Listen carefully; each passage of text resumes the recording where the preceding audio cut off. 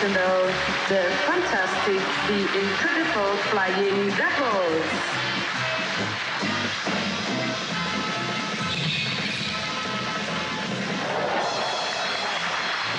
Is a quadruple somersault possible? Just your head. You will see. Is it true that Burt Lancaster will pay $250,000 to the troupe that does the quad if it is recorded during the performance? Yes. Det store ambition med det her projekt var at finde nogle trapezkunstnere, som også var brillante skuespillere. Og derfor rejste jeg så rundt og så på, hvad der var af trapezgrupper i Europa, og fandt så ud af, at det var ikke der, jeg skulle finde mine skuespillere. Derfor besluttede jeg på et meget tidligt tidspunkt, at jeg ville finde skuespillere, som havde udstråling og fysik til at være trapezkunstnere, og så stunte dem med, hvilken gruppe nu måtte passe bedst.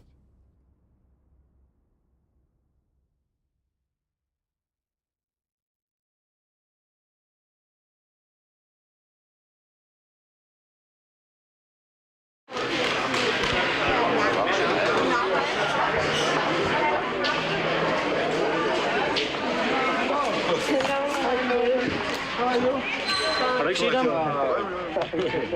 Det var bien. Ja, très bien. You are good, C'est Morten, mon assistant. Bonjour. C'est Carmen. Nice to meet you. Penny Wilson.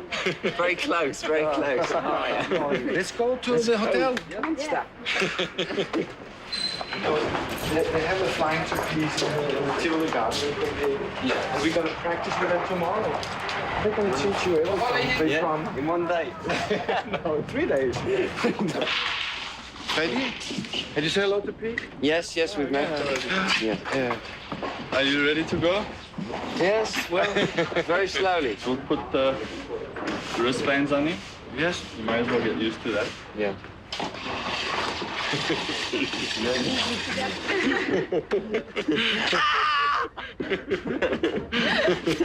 Music, give me a shit, give me music on the band. The first time you swing, right? Yeah. You just enjoy it. Relax. Hang, do what you want to on the bar. Just get the feel of hanging on the trapeze. But when I call you off the bar, which is right at the end of the swing here, the trapeze does this, right? It comes to the end of a swing, and it goes back. Yeah. Now, the first time I will say to you, hop, but you don't let go. No. You don't let go. I will say hop, so just so you know where that dead point is. Right. Because what's going to happen is when I say hop, you do that. It's as simple as that. And just fall. Then you fall straight to your back. Okay? Doing that today? Yes. Doing that today. Okay, let's see how it goes. You've got the ladder between your legs, and you climb with your heel. Yeah. On the foot in front on your heel, and the forefoot here. So you keep the ladder in your crutch all the time, like this. So left leg's heel, the right leg's foot. Yeah.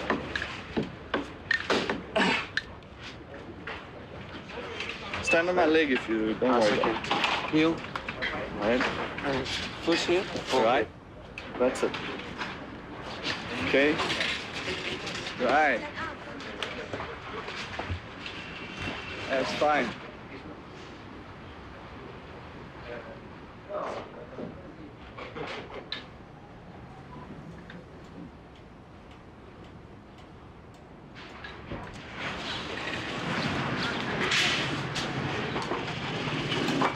Tu sais déjà balancer et tout? Oui. Oh non.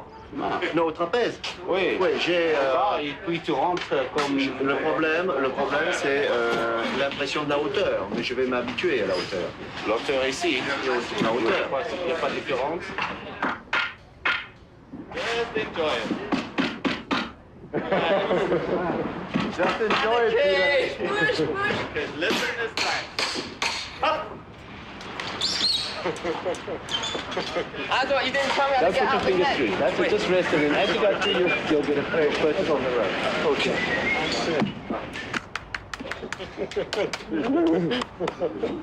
You made it. It's good. It's good. Yeah.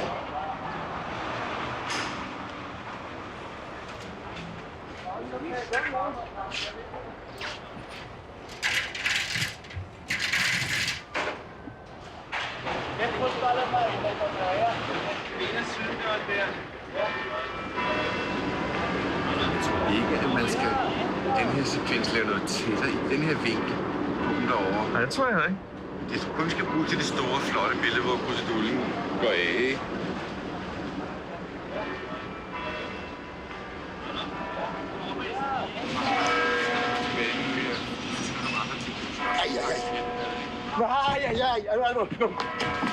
Ja, okay.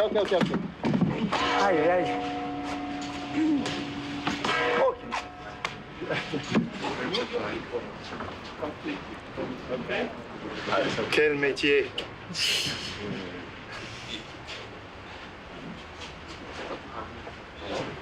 Actor is difficult.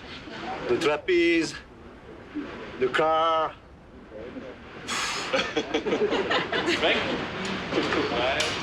Je suis fait pour l'or, pour l'amour. Listen to me.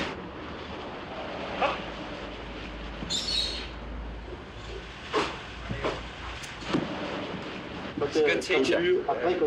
Yeah. Gives you confidence, you know. A bit of confidence just before you go. Just terrible. Tell me about it. I don't know. He told us, just take it easy and go. The first bit that was a bit frightening was, you know, when you're halfway up the rope and you realise that you're not actually over any net. You know? And you Yeah. can You look down and this is like, and then so when you actually get on the platform, you realise that well, at least if I fall now, there's a net, you know, so I've got some chance of survival. But you know, so when you're actually swinging, it's great. It's a wonderful feeling. Really. But you're going to be up there. You're not getting away. This is on record. Like, he's going on before the end of this picture. Yeah, I have to. The last day I'm going to go up. Det kan godt være, vi skal underdreje en lille smule. Altså, underdreje, ja. My beetle, the doctor, and her has gone to be my protege, my friend, my colleague. Together we shall do the world, middle gods, that they are protecting anybody. Yeah. You understand? Yes, I do. It's good? Yes. J'ai confiance beaucoup en Anders. J'ai confiance en Anders parce que j'ai vu son film hier, j'ai trouvé vraiment très bien. Et ça m'a donné un peu de confiance. Si Anders me dit, OK Mario, tu fais ça comme ça, je suis tranquille. Anders her, 14 dage før startskuddet lyder til din film. Hvordan har du det? Hvad helvede til. Jeg er desværre havnet i en situation, som jeg aldrig havde troet, jeg ville havne i. Specielt med det her projekt, fordi jeg fra starten af bestræbte mig meget på at være i forkant hele tiden og kunne i planlægningsfasen forudse nogle af de problemer, jeg vil løbe ind i. For at gøre status nu, så står jeg altså i en situation, hvor jeg har de væsentligste skuespillere, jeg skal bruge til filmen. Jeg har begge de to skuespillere, som skal være de ledende skuespillere som trapetister. Altså henholdsvis Mario David og Peter Lee Wilson. Jeg har Miranda-figuren også, som jeg er meget tilfreds med og meget glad for. Men jeg mangler den anden væsentlige hovedrolle, som er den voksne pige Nina. Is she a big name in England? Yeah, she's a series. I just did a series with her called Jamal Shaw Investigate. She plays a detective. I think she looks good. Mm. Peter's choice. Jeg mener, at der er mange ting i film, der er vigtigt, men der er virkelig noget, som er indiskutabelt, og det er, at billederne kan være smukke, og historien kan være god, men hvis din skuespiller er dårlig, så er du bad off. Så kommer du ikke ned fra lærredet ned i salen til de mennesker, du gerne vil fortælle din historie til. Jeg rejser i morgen til London sammen med Morten Arnfred og Erik Krone for at finde den skuespiller, som på mange måder kommer til at gøre udfaldet af min film succesfuld eller ikke succesfuld. When we meet him in the beginning, he has no other ambition than being what he's brought up to be. He's brought up to be a circus artist. Yeah. But what happens to him when he suddenly sees the world outside the circus hall, the circus tent, then he starts to change. He knows that he's very talented as a trapeze artist, but he also knows that he cannot go on living with Laszlo because Laszlo will always suppress. He can't fill up his own, like with a father. You have to leave him. Sooner or later, you have to leave your father. Right. But when he meets Nina, maybe when Nina sees him, she gives him this shirt, these trousers, see, and he creates. He's in love now. So when the big row hands when he discovers that she's married and everything. He's screaming at her, but he realises that he is her. He's dressed in what she's. So it might be nice to have maybe a scene where he's just tearing these clothes off and going, yeah, you know, I'm you. You know, this is you that's on me. You know, like it might be, you know, it might be nice. I'm taking this trip because I thought it would get me over. I didn't trust me! How can I be so stupid? Take it. It's a souvenir. Maury, but don't you... Pin it on your Jaguar. What I think of is that, I mean, like, she couldn't give him too big things. There should be things that he could keep hidden from the rest of the family. Yeah. We have to go to church for Christ's sake. I'll come after the sermon. Come on, let's go.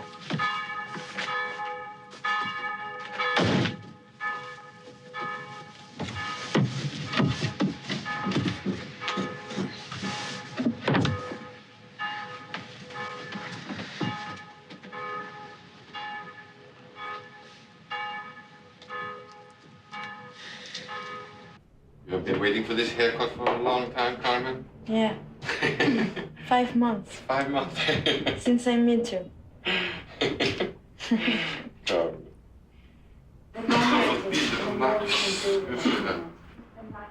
Det er et spansk akrobat som en spansk-fransk akrobat. Och det är samma familj, de är 3 bröder här. Det är den andra möjligheten här också. Jag ska ringa Linda när jag kommer upp på studion i Paris och höra hennes bedömning om hon tror att det är något. Det är henne som skickat de här bilderna. Jag showed the picture of Setta Burger. No. Nina. No. I got it at the studio. And you know Warren Clark is in? He's doing it? Yeah. You're joking. I thought you said no. He said no, but then he said yes. But Linda, if you, so far that what you know about Mario and Carmen and the story, your favorite choice will be Serge. Yeah, but I think it's important that he's not so handsome because he shouldn't take away the glamour of Peter Lee, you know. Det forfærdelige ved sådan noget som det er jo, at hver gang man har løst et problem, så tårner det sig 30 nye op, ikke? Det er som en drage, man når ind ud af, så springer der 10 nye frem. Og for øjeblikket er det store problem, det er den her Max-person, ikke? Som ikke har fået lagt fast endnu. Får aldrig præcis det, du vil have. Du skal så finde det bedst mulige kompromis, uden at sætte hele ideen i filmen over styr. Det er det, du risikerer hver eneste gang, du tager en af de her beslutninger, at du faktisk smadrer en dimension i filmen, ved at den person ikke kommer til udtryk og udstråle det, som du gerne vil have, at skal udtrykke. Max står foran kameraet om lige akkurat 72 timer, eller hvor meget der nu er tilbage. Men det er jo igen det, at man ligesom hele tiden prøver på at holde tingene åbne for at få en endnu bedre løsning frem, ikke? At man ikke ligesom stiller sig til tåls med, at det er sgu godt nok. It's very good. You don't like it, Carmen? Yes, I like it. Ja. Du vil aldrig gå ind igen. Der kommer noget paljetarbejde på her. Og så tror jeg, at syr nogle ringsten også, for ligesom det er lidt dødt. Nogle ringsten og nogle paljetter sammen. Across my right hand, and at the end of the swing, which is the highest point of the swing at the other end, I'm going to attempt to turn around and come back. Okay, here goes. Up. Like so. Excellent. Oscar. There's a story, there's a definite story, there's a challenge in the movie. The guy Laszlo, who is desperately trying to get this young flyer, his dream to get the kid to do the quad. And that's really what attracted me to it. I didn't realize at that point how involved I would be able to become in the actual flying. I really enjoyed that side of it. It was to be able to get actually onto a trapeze and actually doing it for real was tremendous. And my agent doesn't know about this yet, but so I hope she doesn't see this clip. Freddie is a tremendous teacher, not only in the way that he teaches, explains things so well and makes it easy to pick up, but also in the sense that he won't let you do anything unless he has confidence in you too, which is nice because I know that he won't let me go and try a new movement or a new trick or whatever until he's 100% sure that I'll do it. Is there any telephone number where I can reach him now? I just want to hear his voice. And Linda, in case I just have some confidence in it, I want him to take a plane tomorrow morning as early as he can. Do you think that will be possible? Yes? No, good. It's Roberto. It's Michael. Hello. Hello? Is it Roberto? Okay. Okay. I'll be a little bit late, Roberto. Excellent. I'll call you in 10 minutes. I'll be there in about ringer lige op, 8:30. og så skal jeg ringe til ham og snakke med ham. See you. Hun ringer til ham nu. Ja. Hvad er det tidligste plan, der kan komme i morgen? Hvor bor han henne i forhold til Paris? 20 minutter med toget. 8:55.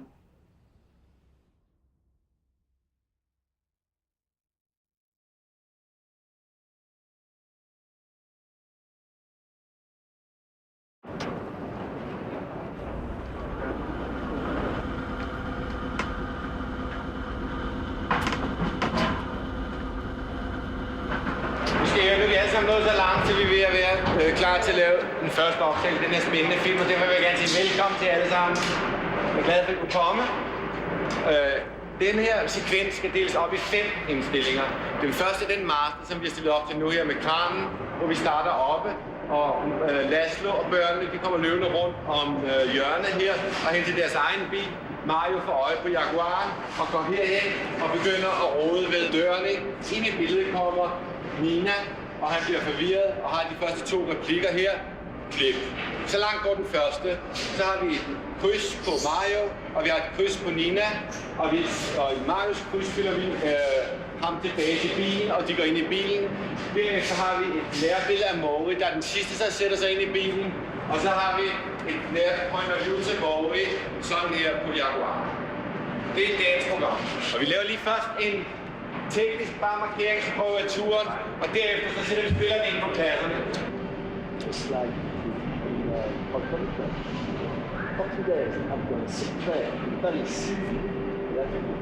Oui, mais c'est très bon, très bon Mario.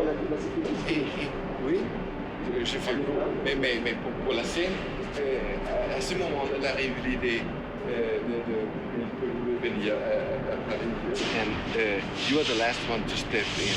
You just give a glance over your shoulder before you go in to look at this. And then I make a shot of her sitting in behind the glass in the car, so you can't really see her. You can just see the beautiful car, and you can have the idea that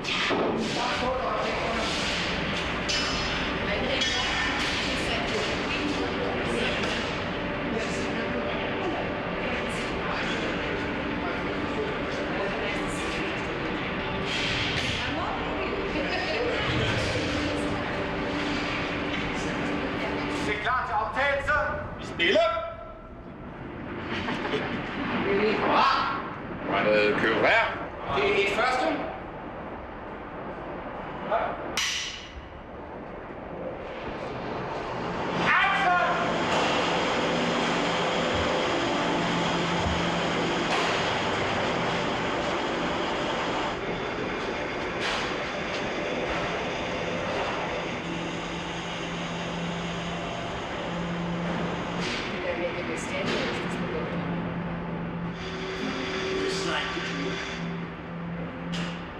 And on commitment.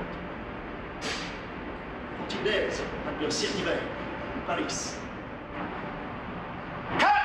Well, 5 minutes break. We just have to take down the camera. So, but the next shot, la scène et de Mario en quelque sorte.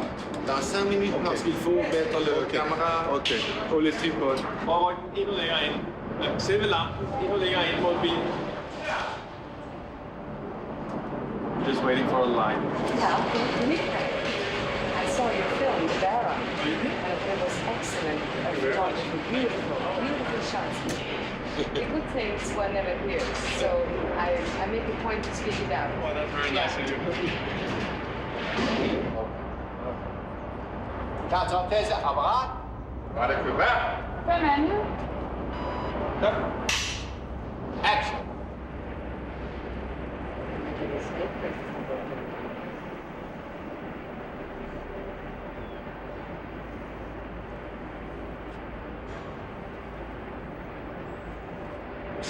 truth and commitment. Populaires and sentiment, Paris. And there we might have some time. Cut! Excellent. Can you see with me? Very good thing. Perfect.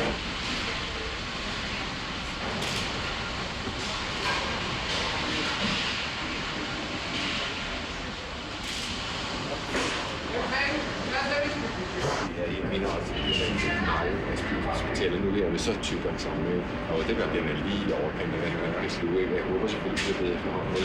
Det her er en ting, jeg vil gerne gå under. Efter symboliserer også, at det kan gå.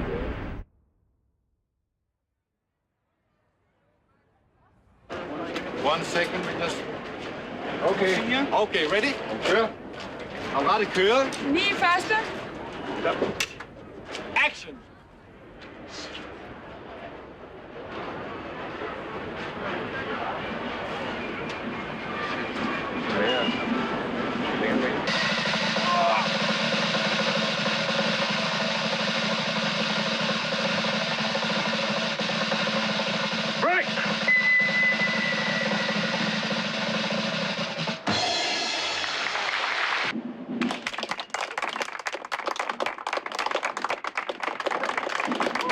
Cut!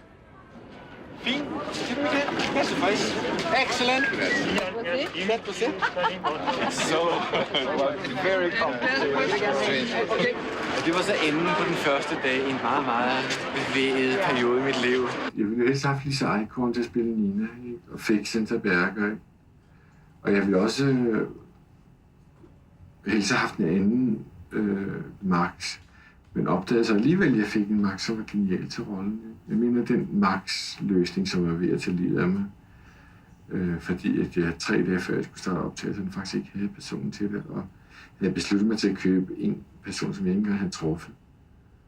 Og så skete der det, at castingdirektoren i Paris ringer og siger, at nu er den der, og hun har personen. Og vi får så hævde den person under flyveren, som vi havde besluttet os til, og proppet den rigtig ind, og ind kommer en person, som er så meget magt, som jeg er sikker på vil blive et stort aktiv for filmen.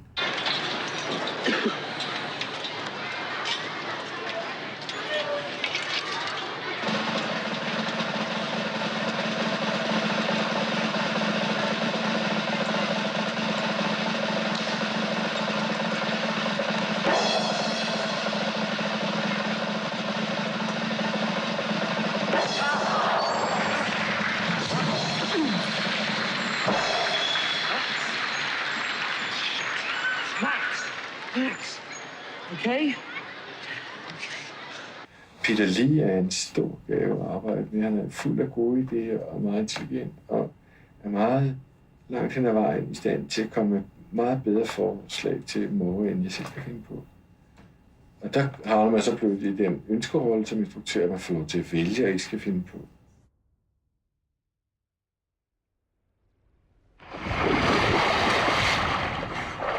Very cool.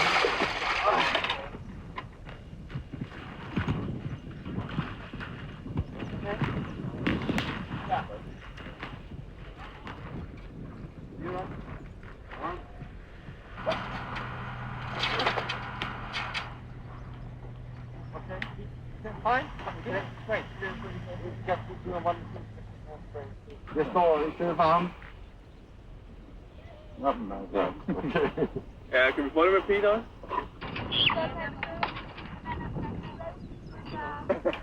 Okay. Yeah, go ahead, Peter. Peter, look at Peter. Regardez Peter. Hey, thank you. No, Murray, no!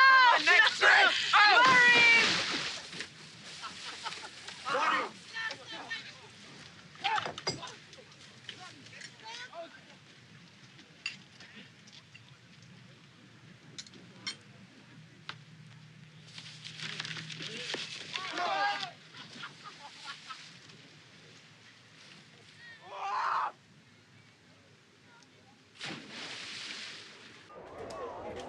Ja, gør vi? Ja, kører. Jeg kører. Nej, det synes jeg ikke for meget. Jeg tror, det er jo muligt. Det er jo farligt. Ja. Ryk lige længere tilbage, der er lige meget lys nok på. Jeg rykker lidt. Det er hårde vilkår at sige noget klogt på det her. Anders Rebben, hvad skal en film traditionelt handle om, hvis den skal gå ind hos publikum? Jeg synes jo selvfølgelig, at film skal bestå af stærke følelser og stærke emotioner. Det skal være lidenskaber, der brydes på lærredet. Og det har du fundet i den her film, som bygger på Herman Bangs novelle? Nej, Herman Bang er ude af det her for lang tid siden. Historien er totalt omskrevet, og den foregår altså i et krise-Europa, som er det Europa, vi lever i i dag. Hvordan fandt du over din historie? Jamen, det er en tilfældig læsning af Herman Bang? Nej, altså, der sker jo det altid forfærdeligt mærkeligt. Det øjeblik, man går ud og ser på en virkelighed, så er det så mytologisk. Det er så fuldt af skæbner og spøgelser og skygger og liv og død. Så jeg fandt faktisk historien på vejen, da jeg rejste rundt og så på cirkus, inden jeg skrev manuskriptet. Du havde en vilje, du havde lyst til at lave noget, der drejer sig om cirkus? Jamen, jeg har selvfølgelig en drøm. Altså, filmens essens er jo om kunstneren. Det er manden, der vil lave det uendelige kunstværk. Han vil lave den 4-dobbelte salto mortale, som er umuligt at lave.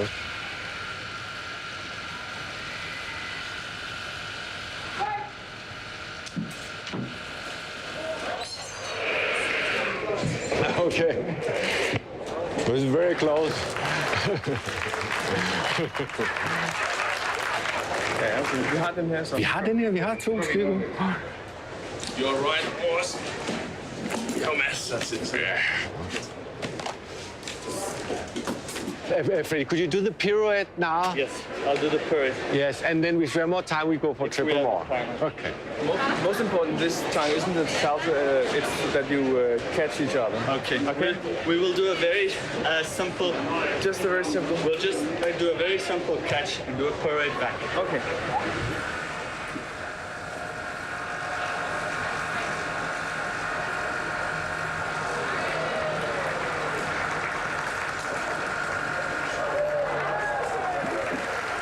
Okay, Freddie, what we're doing now is a full shot where you just jump into the net, swing over here and do a compliment here, ikke, Michael? And then you go to the ladder and climb it. Hvad er det, du har? Søren? No, we can't clear it. Clear this thing. Okay. Action!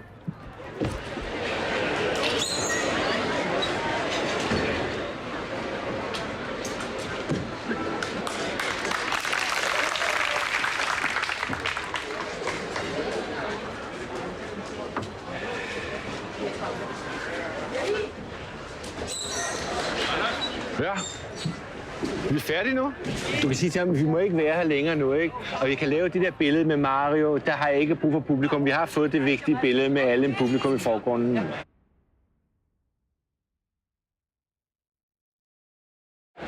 Og se, så laver vi et totalbillede hernede fra... Hvor alle råber ip, det eneste sådan intime billede, der er er ikke af Laszlo. Men det er Oscar, som sidder i sin egen verden og ser på Miranda, ikke? Og Miranda, der fornemmer den her gamle mand, der sidder og kigger på hende hele tiden, og føler sig lidt ubehageligt til mor. Og så kommer din lange replik, Holm. Hvis du kan sige den. Okay. Is it true that Burt Lancaster will pay $250,000 to the troupe that does the quart if it's recorded during the performance? Las Vegas is the product of collaboration between myself and Oscar Sedenborg.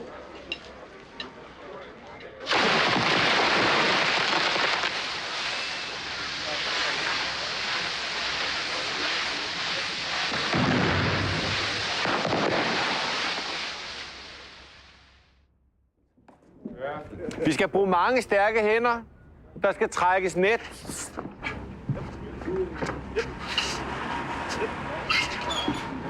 Jimmy, vi kommer til at se de andre, der står deroppe, ikke? Hvad siger du? Vi kommer til at se de andre, der står deroppe, ikke? Ja. Morten, kan I passe på, der er røde her nu? Morten, kan I passe på, der er røde her nu? And we travel into a medium close-up. The first time we see you in the film, so right. And you should look a bit sweaty and smiling. Okay. Action!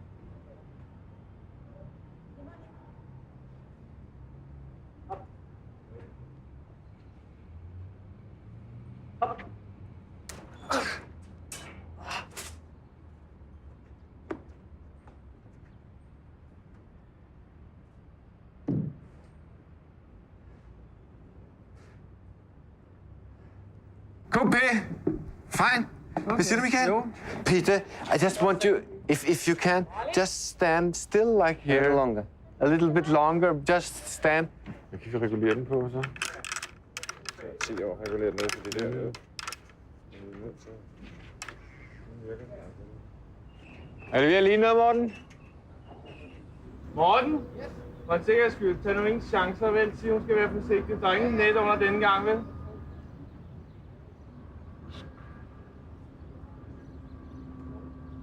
You see where the trapeze hangs? You do your compliment. Carmen, you make your compliment to where the rope is hanging.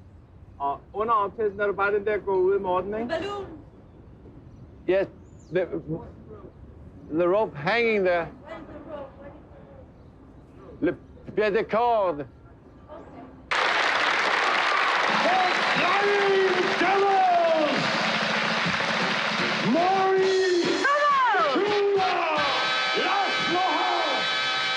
Og filmet i 8 dage, og er nogenlunde med på programmet. Vi er i princip måske nok en dag bagefter, men ikke på dagsrapporten. Der er vi stadigvæk 12% af optagedagen og 12% af manus og 11% af råfilm og så videre. Det ligger meget pænt. Men at det som er tydeligt efter de første 8 dage, det er jo, at det her er sådan en type produktion, som bliver afsindigt svært at slæve hjem. Altså. Der skal virkelig arbejdes homogent, både foran og bag ved kameraet. Og Mario har selvfølgelig vist sig at være et større problem, end jeg troede. Det er jo et stort gældemarked, det hele. Men altså stort set kan jeg jo ikke sige andet end, at det er jo faktisk Gud, hvad der ikke lovet gået sådan stort set, som vi havde forventet. Jeg føler bestemt ikke, at jeg har sat noget over styr indtil nu. Der er nogle elementer i det, som jeg ikke har været dygtig nok til at trække frem, eller som ikke har været sådan umiddelbart nemmere at få frem i stoffet, men det har jeg jo heldigvis mulighederne for at samle op på senere. Og derudover er det jo for rygende stor fordel, at man ligesom får lov til at starte filmen fra start af. Her har jeg faktisk den store fordel, at Marios usikkerheder og sikkerheder, altså forcer og svagheder, kan jeg ligesom fra starten af bygge ind i, og ved, hvornår jeg skal ligesom trække det op igen. Og så er det selvfølgelig en gave, at man har en skuespiller på, som Erland Josephson, som på et minimum af instruktion klokkerent rammer den person, som både Sigvard og jeg havde tænkt, at han skulle være.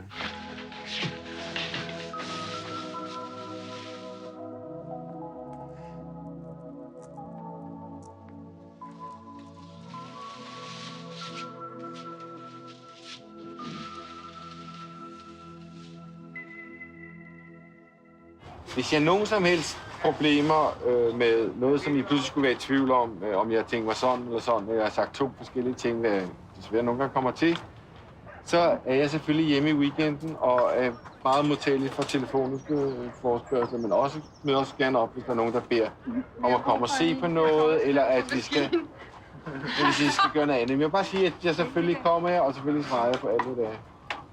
Og det var min del af talen. Og så glæder jeg mig enormt meget til at være sammen med jer. Jeg vil ønske jer alle sammen en rigtig god tur, og jeg kommer og besøger jer cirka hver 14. dag. Og jeg kommer også ned og vinker til jer på mandag. Om alle selvfølgelig husker pas. Vi har ikke tid til at vende om.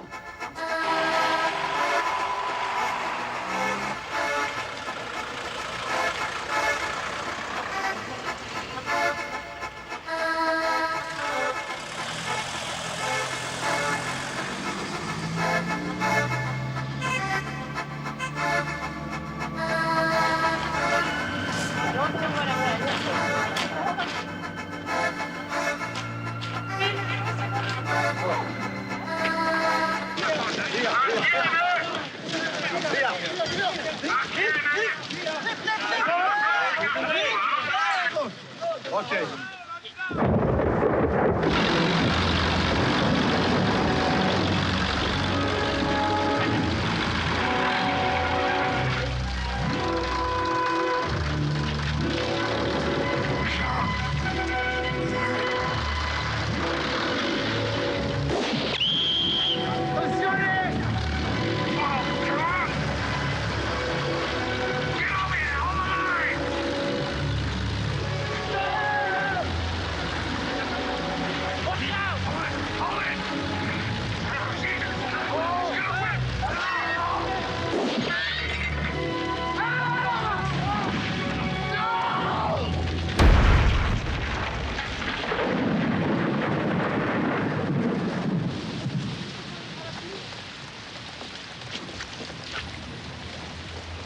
Fuldstændig uhørt ambitiøst.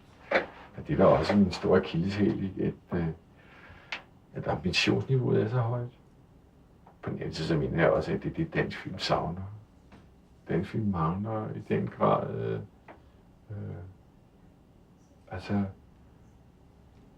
mod til at kaste sig ud i de store følelser, mod til at kaste sig ud i de store udfordringer. Man dækker sig ind og laver noget, der foregår i et eller andet sikkert og fredeligt sted, og så kan man ellers altid brodere frem og tilbage. Og den sikkerhed, mener jeg også smidt af tematisk på det, der bliver lavet, fordi det bliver også små, nydelige, sammenkogte retter af, hvad der nu er det mest gangbare pt.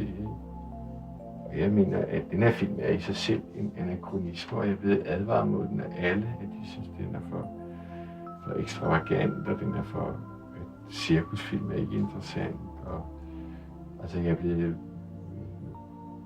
læsset til med mistro og skepsis til, at man kan kaste ud i sådan nogle ekstravagancer, som jeg gør. Men jeg synes simpelthen, man har en forpligtelse til at gøre det. At uden den